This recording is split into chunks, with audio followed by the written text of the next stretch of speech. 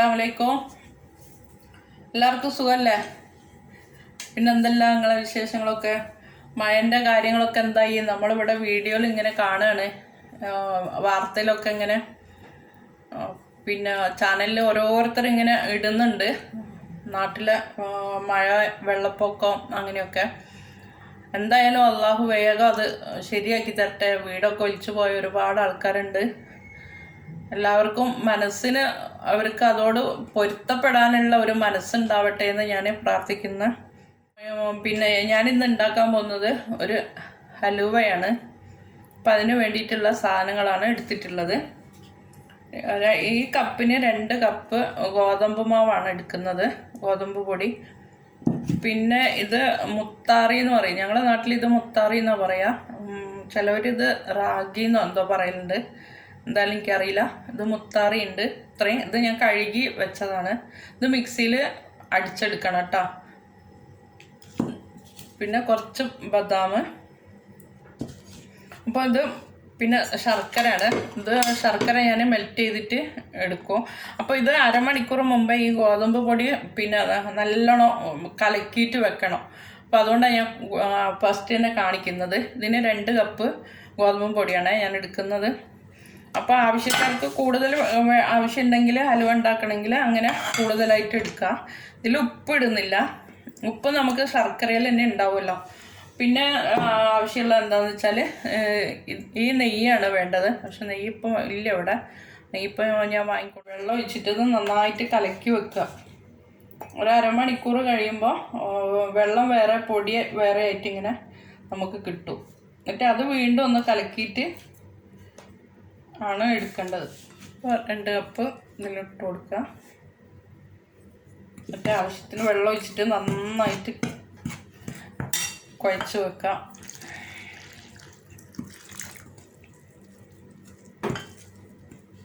മൈദ എടുക്കുന്നവരുണ്ട് കേട്ടോ. മൈദ വേണമെങ്കിൽ മൈദ എടുക്കാം.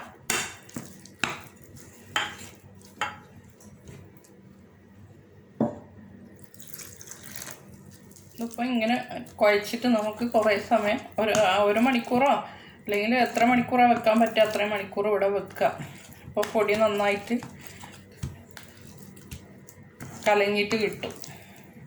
ഇതിപ്പോൾ ഞാനിങ്ങനെ കലക്കിയിട്ട് ഇത് വെക്കുന്നുണ്ട്. എന്നിട്ട് നമുക്ക് ശർക്കര മെൽറ്റ് ചെയ്തിട്ട് എടുക്കാം കേട്ടോ. ഇതിങ്ങനെ മതി. എന്നിട്ട് കുറച്ചും കൂടെ വെള്ളം ഒഴിച്ചിട്ട് നമുക്ക് കലക്കി എടുക്കാം. നമുക്കിപ്പോൾ ഇത് ഇത്രയും കട്ടിയിലാണ് ഞാൻ നേരത്തെ മാവ് കുഴച്ച് വെച്ചിട്ടുള്ളത്. അപ്പോൾ നമുക്കൊന്നും കൂടി ഇത് ലൂസാക്കിയിട്ട് എടുക്കണം. അപ്പോൾ കുറച്ചും കൂടെ വെള്ളം ഒഴിച്ച് കൊടുത്തിട്ട് ലൂസാക്കി എടുത്തിട്ട് നമുക്കൊന്നത് അരിച്ചെടുക്കാം. ഒന്നും കൂടെ വെള്ളം ഒഴിച്ചിട്ട് ലൂസാക്കി എടുക്കുന്നുണ്ട്. എന്നിട്ട് അരിച്ചെടുത്തിട്ട് ഒന്നും കൂടെ ഒരു 15 മിനിറ്റ് വെക്കുമ്പോൾ റെഡിയായി കിട്ടും. ഞാൻ മുത്താറി അരിച്ചെടുക്കുന്നതാണ്. ആദ്യം ഞാനൊരു സ്റ്റെപ്പ് അടിച്ചിട്ടുണ്ടായിരുന്നു. അപ്പം ഞാൻ ഇതിൻ്റെ അകത്ത് ഏലക്കായും കൂടെ കൂട്ടി അടിച്ചതാണ് കേട്ടോ. അപ്പം നമുക്കിനി ഹലുവ ഉണ്ടാക്കുമ്പോൾ ഏലക്കായ ഇട്ട് കൊടുക്കേണ്ട ആവശ്യമില്ല. ഞാനിതിൽ തന്നെ കൂട്ടി അടിച്ചെടുത്തിട്ടുണ്ട്. ഷേപ്പ് പിഴിഞ്ഞിട്ട് എടുക്കുമ്പോഴാണ് നല്ലോണം ശരിക്ക് പൊടി കിട്ടുക. അപ്പോൾ ഇത് അരിച്ചെടുത്തത് കൊണ്ട് തന്നെ ഇത്രയും അരിഞ്ഞുള്ളൂ. അതുതന്നെ ഞാൻ 2 മണിക്കൂറോളം പുതർത്തി വെച്ചിട്ടുണ്ടായിരുന്നു. അപ്പോൾ ഇനി എടുക്കുന്നവർ ആരായാലും ഇങ്ങനെ ചെയ്യുമ്പോൾ പൊടിച്ചിട്ട് എടുക്കുന്നതാണ് നല്ലത്. നമ്മൾ മിക്സിൻ്റെ അകത്ത് പൊടിച്ചെടുത്ത് കഴിഞ്ഞാൽ നല്ലോണം പൊടി കിട്ടും. ഇങ്ങനെയാണുള്ളത്. ഇതൊന്നും കൂടെ പിന്നെ അരിച്ചെടുക്കണം കേട്ടോ. ചെറിയ അരിപ്പ് വെച്ചിട്ട് ഒന്നും കൂടി അരിച്ചെടുത്തിട്ട് ഉപയോഗിക്കുക. പിന്നെ പൊടി കലക്കി വെച്ചത് ഇപ്പം ഇങ്ങനെയാണുള്ളത്. ഇതിലിപ്പം വെള്ളം ഇങ്ങനെ മേലെ പിന്നെ സൈഡായിട്ട് ഇങ്ങനെ പൊന്തിയിട്ട് വരും. വെള്ളം വേറെ, പൊടി വേറെ ആയിട്ട്. അപ്പോൾ നമുക്ക് ആ വെള്ളം ഊറ്റി കളഞ്ഞതിൻ്റെ ശേഷം രണ്ടാമതൊന്ന് കലക്കി എടുത്താൽ മതി കേട്ടോ. അപ്പം ഞാൻ ശർക്കര മെൽറ്റ് ചെയ്യാൻ വെച്ചത് പിന്നെ കുറച്ച് എന്നോട് മറിഞ്ഞു പോയിട്ടുണ്ടായിരുന്നു അടുപ്പിൽ.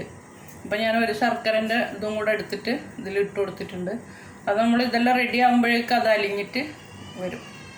അപ്പം ഞാൻ ചോറൊക്കെ തിന്ന് വരുമ്പോഴേക്കൊക്കെ റെഡി ആയിട്ട് വരും. എന്നിട്ട് നമുക്ക് കാണിക്കാം. അപ്പോൾ മുത്താറി അരിച്ചതിൽ നിന്ന് ഞാൻ വെള്ളം ഒന്ന് കലങ്ങിപ്പോയിട്ടോ. ഇതിന് മേലേന്ന് വെള്ളം ഞാൻ ഊറ്റിയെടുക്കുന്നുണ്ട്.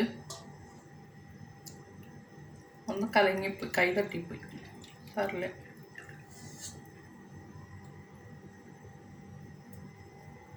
മതി. ഒന്നും കൂടി ഇതിൻ്റെ മുകളിലുള്ള വെള്ളം ഊറ്റി കളഞ്ഞിട്ട് ഞാനിത് അടുപ്പത്ത് വെക്കാൻ പോവാണേ. അതേപോലെ തന്നെ പിന്നെ ഇതിൻ്റെ വെള്ളം ഉണ്ടല്ലോ, അതായത് മാവ് ഞാൻ 2-3 വട്ടം അരിച്ചു വെച്ചതാണ്. അപ്പോൾ ഇതിൻ്റെ മേലെയുള്ള വെള്ളം കുറച്ച്, ഇത് വെള്ളം ഉണ്ടാവില്ല, കുറച്ച് നമുക്ക് ഒഴിവാക്കാം.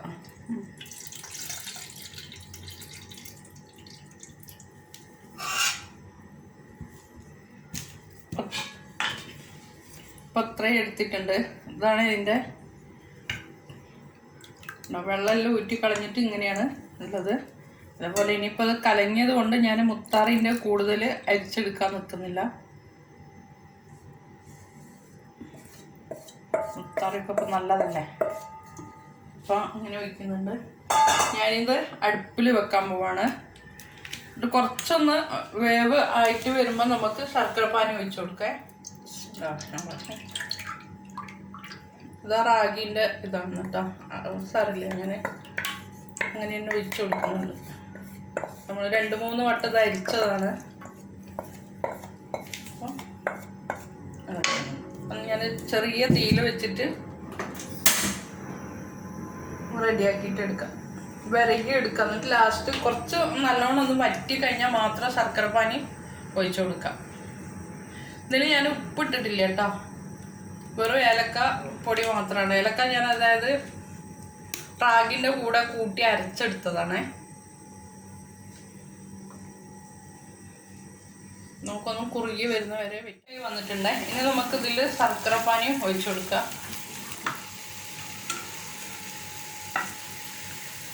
അരിച്ചിട്ട് ഒഴിച്ചു കൊടുക്കേ.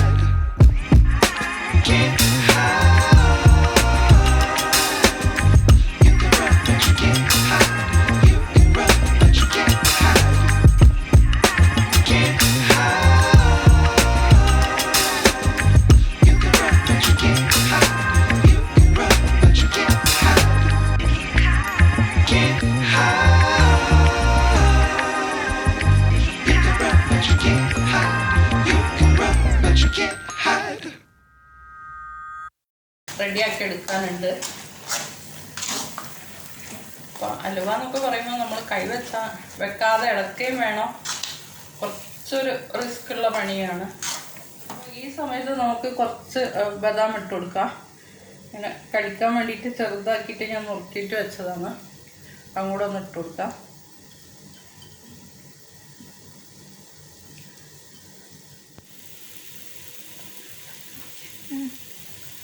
ഇപ്പോൾ ഞാൻ 3 പ്രാവശ്യമായിട്ടോ ഇത് അടുപ്പത്തുനിന്ന് ഓഫാക്കിയിട്ട് പോകുന്നത്. ഓരോ കാര്യത്തിന് ഇങ്ങനെ പോയിട്ട് വീണ്ടും വീണ്ടും വന്നുകൊണ്ടിരിക്കുകയാണ്. അടുപ്പ് ഓഫാക്കി വന്നിട്ട് പോവും. ഇപ്പം ഞാൻ വീണ്ടും വന്നതാണ്, ഇത് 3ാമത്തെ പ്രാവശ്യമാണ്. അപ്പം എനിക്ക് മറ്റേ കളർ ഒഴിച്ചിട്ട് അത്ര കളറ് കൃത്യമായിട്ട് അങ്ങനെ കിട്ടിയിട്ടില്ല. അപ്പോൾ ഞാൻ പോയിട്ട് കളറ് വാങ്ങിക്കൊണ്ടുവന്നതാണ്, റെഡ് കളറ്. ഇത് കുറച്ച് ഒഴിക്കാം നമുക്ക്. ഞാൻ ഒഴിച്ചിട്ടുണ്ട്, 2 തുള്ളി ഒഴിച്ചിട്ടുണ്ട്. അപ്പോൾ കളറ് ചേഞ്ച് ആക്കിയിട്ട് വന്നിട്ടുണ്ട്. പിന്നെ മിൽമ കുറച്ച് നെയ്യ് ഒഴിക്കുന്നുണ്ട്. ആദ്യം ഞാൻ ഡാൽഡ ആയിരുന്നു ഒഴിച്ചത്. അപ്പോൾ മിൽമയുടെ നെയ്യാകുമ്പോൾ കുറച്ചും കൂടി ടേസ്റ്റ് ഉണ്ടാവും. അതുകൊണ്ടാണ് അത് ലാസ്റ്റ് ഘട്ടത്തിൽ ഉപയോഗിക്കുന്നത്.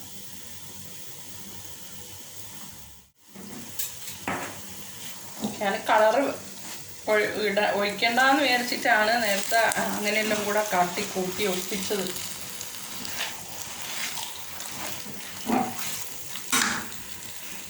ഞാൻ ഇനി ഒരു 5 മിനിറ്റും കൂടെ അത് ഇളക്കി കഴിയുമ്പോൾ അലുവ നമുക്ക് റെഡിയായി കിട്ടും.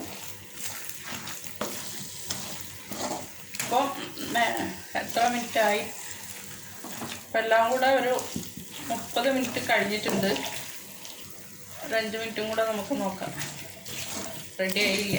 അത് ഓഫാക്കിയിട്ട് പോയി ഇങ്ങനെ വരുന്നതുകൊണ്ടാണ് ഇത്രയും സമയമെടുത്ത്. ഹലുവ ഉണ്ടാക്കുമ്പോൾ എങ്ങനെയായാലും നെയ്യ് നമ്മൾ എത്ര കുറച്ചാലും ആവശ്യത്തിന് നെയ്യ് തന്നെ വേണം.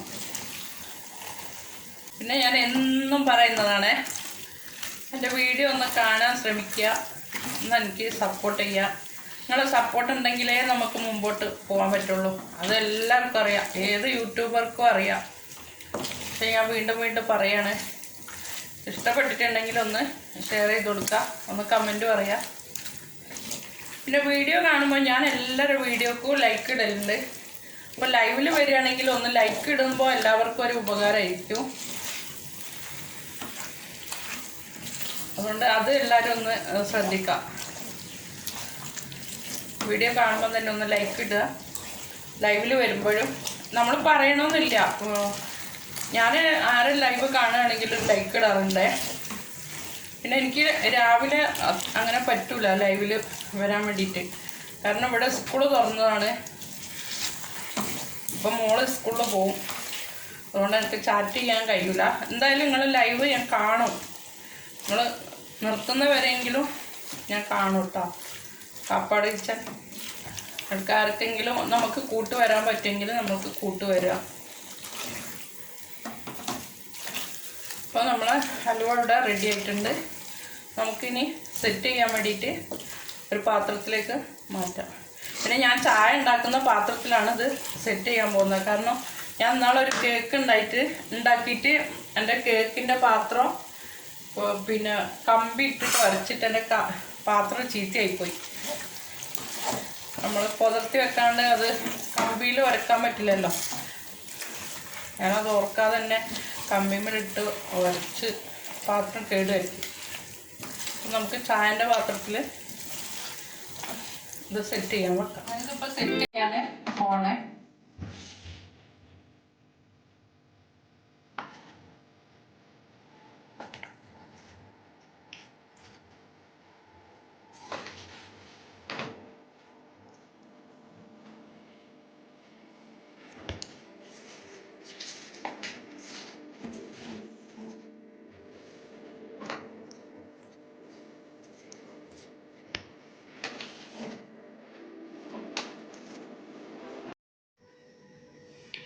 ഇപ്പം ഞാൻ എൻ്റെ ചായൻ്റെ പാത്രത്തിലാണ് സെറ്റാക്കാൻ വേണ്ടിയിട്ട് വെച്ചത്. അപ്പം നമുക്കൊരു അരമണിക്കൂർ കഴിഞ്ഞിട്ട് നമുക്ക് പ്ലേറ്റിലോട്ട് മാറ്റാം കേട്ടോ. Red colour halwa. അടുത്ത പ്രാവശ്യം നമുക്ക് ഈത്തപ്പഴം വെച്ചിട്ട് ബ്ലാക്ക് ഹലുവ ഉണ്ടാക്കാം. നമ്മൾ ഹലുവ നോക്കാം എങ്ങനെയുണ്ട് എന്നുള്ളത്. ഞാൻ സെറ്റ് ചെയ്യാൻ വെച്ചത് നമുക്കിങ്ങനെ എടുത്തിട്ട് ചൂടറിയില്ല.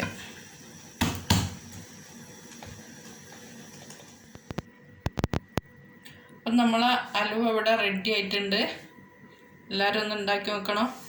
നന്നായിട്ട് റെഡിയായി വന്നിട്ടുണ്ട്.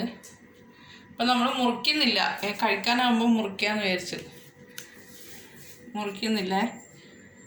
കാരണം നാളെ കുട്ടികളൊക്കെ വന്നു കഴിഞ്ഞിട്ട് നമുക്ക് മുറിച്ചിട്ട് കഴിക്കാം. അപ്പോൾ എല്ലാവരും ഒന്ന് ഉണ്ടാക്കി നോക്കുക, കമൻറ്റ് പറയുക, നമ്മളെ വീഡിയോക്ക് സപ്പോർട്ട് ചെയ്യുക. ഇൻഷാ അല്ലാഹ് വേറൊരു റെസിപ്പി ആയിട്ട് വീണ്ടും വരാം.